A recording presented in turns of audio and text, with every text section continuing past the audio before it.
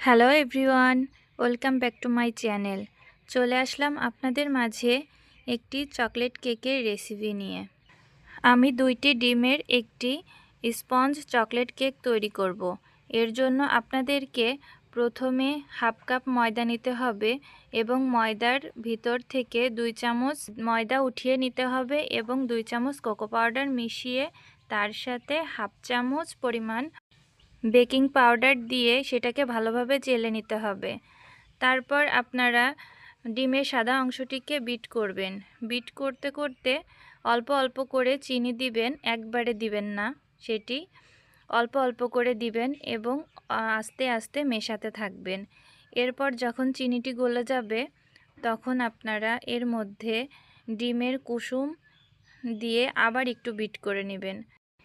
Chocolate ganache দিবেন half চামচ পরিমাণ, দিয়ে 2 চামচ পরিমাণ তেল দিবেন। এরপর 15 থেকে 20 সেকেন্ড নাড়াচাড়া করে মিশিয়ে নেবেন। এরপর আমরা যে শুকনো উপকরণটি চেলে রেখেছিলাম সেই উপকরণটি অল্প অল্প করে দিবেন আর আস্তে আস্তে ঘোরাতে থাকবেন, ঘুরিয়ে ঘুরিয়ে মিক্সড করবেন, একবারে দিবেন না।